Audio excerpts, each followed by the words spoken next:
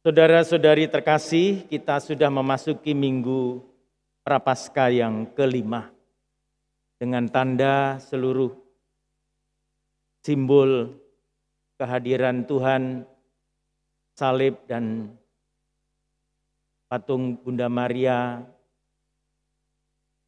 Santo Yosef dan Kana Yesus, semua ornamen ditutup dengan kain ungu, menandakan kita berada di dekat sebuah peristiwa penting iman kita, yaitu sengsara, wafat, dan kebangkitan Kristus.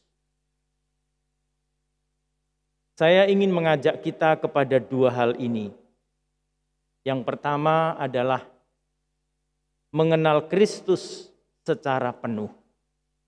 Mengenal Kristus secara penuh.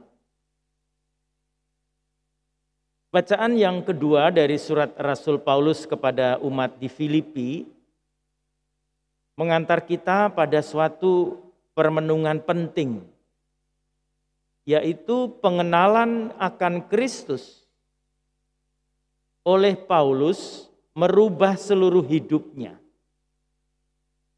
Dikatakan oleh Paulus dalam suratnya, segala sesuatu aku anggap rugi atau sampah, tidak berarti karena mengenal Kristus. Jadi yang dulu dibanggakan oleh Paulus menjadi tidak berarti oleh Kristus. Mengapa?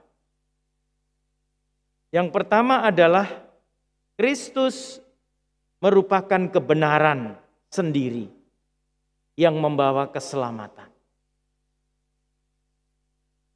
Kalau kita mengenal Kristus dan hidup berada di dalam Dia, kita memperoleh kebenaran, yaitu keselamatan itu sendiri. Maka hidup yang benar, hidup yang akan menghantar orang kepada keselamatan, bukan oleh karena sunat tradisi ataupun hukum Taurat dalam perjanjian lama, yang diyakini oleh orang-orang Yahudi sebagai jalan untuk memperoleh pembenaran di hadapan Allah, yaitu keselamatan. Jadi saudara-saudari, kita tahu Paulus ini adalah orang Yahudi yang boleh dikatakan dia sarjana bidang hukum Taurat. Dia tahu baik, dia seorang intelektual dan mengenal dengan baik seluruh hukum Taurat. Tetapi ketika dia mengalami suatu penampakan, perjumpaan pribadi dengan Yesus, Saulus yang dulu diubah menjadi Paulus mengalami hidup baru oleh karena Kristus yang dijumpainya. Jadi suatu perubahan hidup yang total. Saudara-saudari terkasih, banyak orang mungkin berpikir bahwa jalan yang dikatakan oleh para ahli Taurat dan orang Farisi, ketaatan pada hukum Taurat itu dan tradisi sunat, menganggap diri mengalami keistimewaan atau privilege, bahwa dialah orang Yahudi yang selamat, yang lain tidak. Yang lain tidak selamat. Hanya kami orang Yahudi. Hanya kami bangsa keturunan Israel, bangsa terpilih. Karena tradisi sunat dan hukum Taurat. Pandangan itu oleh Paulus digugurkan. Oleh karena perubahan radikal dalam hidupnya, karena mengenal, mengimani Kristus, karena berjumpa dengan Kristus secara pribadi. Maka segala-galanya yang dulu dianggapnya tidak ada gunanya, sampah.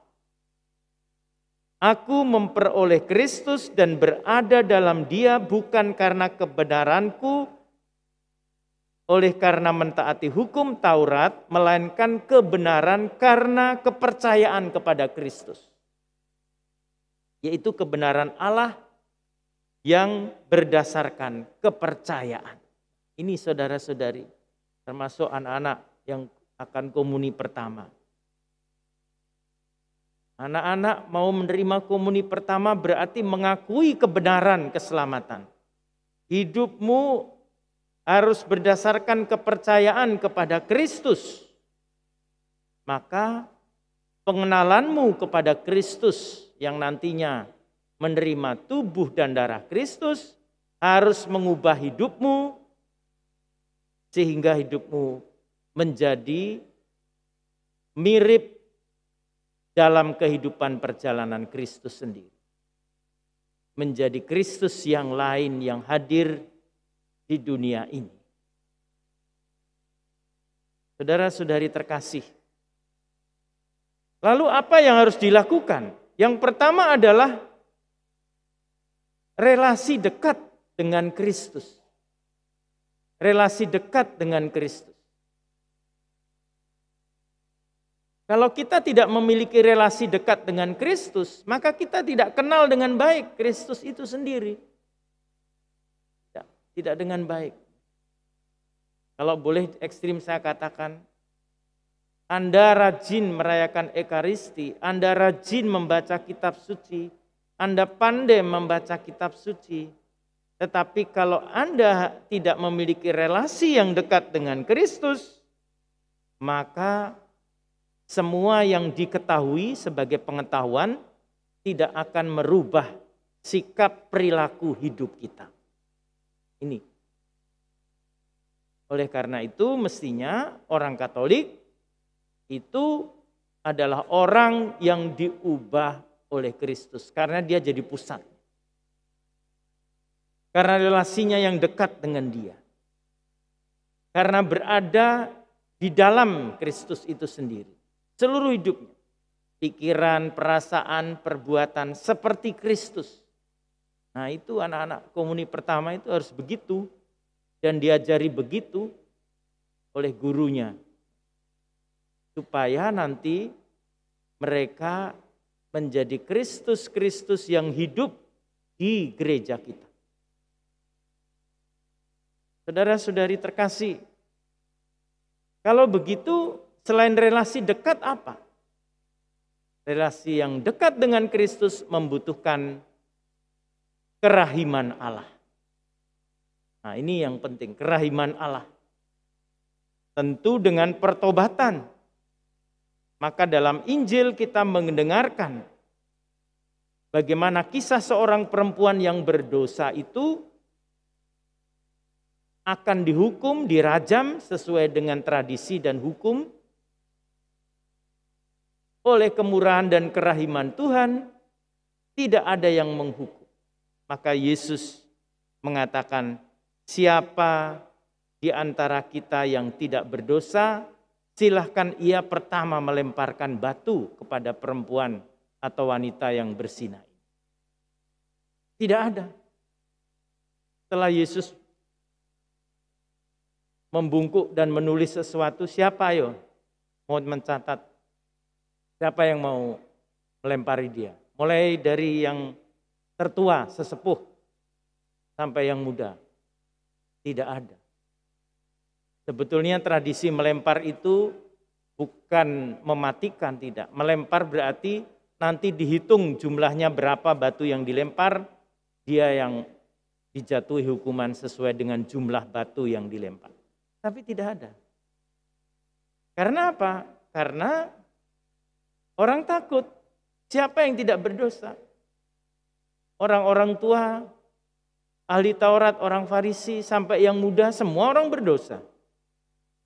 Siapa bilang tidak berdosa? Kita semua berdosa. Maka jangan menghakimi. Hakimin itu adalah wewenang Tuhan Allah. Dan orang yang bertobat memohon kerahiman dari Allah. Bukan suatu pengadilan. Inilah konsep yang harus kita pegang dalam hidup kita. Allah itu begitu maha rahim. Siapapun yang berdosa, kalau datang kepadanya, dia terima. Tidak pernah dia tolak, dia terima. tentu harus ada kesadaran bahwa saya adalah orang berdosa. Saya mohon kerahiman Tuhan. Dan ini yang dilakukan oleh Yesus, saudara-saudari. Yesus melakukan hal itu. Maka suatu karunia Tuhan kalau kita itu berani mengakui kesalahan. Berani bertobat. Berani jujur bahwa saya salah, saya berdosa. Itu penting. Saudara-saudari, kalau menganggap diri saya yang benar, kamu yang salah, itu orang sudah tahu, orang ini sombong. Kebenaran itu milik Allah. Tidak ada orang mengatakan saya yang benar, Anda yang salah. Kebenaran itu milik Allah. Dan kebenaran manusia itu memiliki kelemahan. Dia tergantung atau tidak absolut, spekulatif. Karena itu saudara-saudari terkasih, sesudah misa kita akan ada rekoleksi dan tobat adalah jalan terbaik untuk kita semua. Siapapun, ini penting dalam kehidupan kita. Yang kedua tadi dikatakan, jalan pertobatan menerima kerahiman Allah. Yang ketiga adalah kita diharapkan oleh Tuhan meninggalkan masa lalu, Tuhan memberi jalan baru untuk memperoleh kemenangan. Dan ini membuat kita bersuka cita. Dalam bacaan pertama dari kitab Nabi Yesaya. Nabi Yesaya mengajak umat untuk melupakan yang dulu-dulu. Dan sesudah pembuangan ini kita akan memperoleh jalan baru untuk hidup bersama Tuhan. Kemenangan bersama Tuhan, hidup dalam kebenaran dengan Tuhan, yaitu kebangkitan. Hidup baru bersama Kristus. Hidup baru oleh karena Tuhan telah memberikan kepada kita rahmat, yaitu kehidupan kekal. Maka mendekati Hari Raya Paskah ini, kita harus memiliki semangat untuk memperoleh kemenangan, yaitu hidup dalam kebenaran bersama Tuhan. Bahwa kita dibangkitkan oleh Kristus. Kita mengalami suatu hidup baru bersama Kristus. Yang lama ditinggalkan, yang baru kita peroleh. Lalu apa yang baru, saudara-saudari? Yang baru tentu meninggalkan yang lama. Yang baru tentu hidup yang menjadi lebih baik, mendekatkan diri kepada Tuhan. Sederhana, anak-anak yang komuni pertama, jangan hanya duduk di sini karena mau komuni. Nanti sesudah komuni tidak pernah duduk di situ. Atau di belakang, atau keluar ke toilet balik lagi, keluar ke toilet balik lagi. Tidak jenak mengikuti ekaristi. Ya, tidak hanya anak-anak saja, semua Mas Dinar yang masih muda-muda ini. Duduk tenang 1 jam 10 menit, tidak ribut, tetapi sungguh-sungguh menikmati kehadiran Tuhan. Nah itu penting. Ya. Penting, saya didik secara militer harus penting. Disiplin itu kunci untuk keberhasilan. Kalau tidak disiplin nggak mungkin. Ini hidup baru. Di anak-anak yang komuni pertama, ini termasuk pengajaranmu, meskipun saya tidak mengajar penuh. Setia kepada Kristus. Diubah oleh Kristus. Berarti seperti Paulus, kalau Paulus mengatakan semua tidak ada gunanya.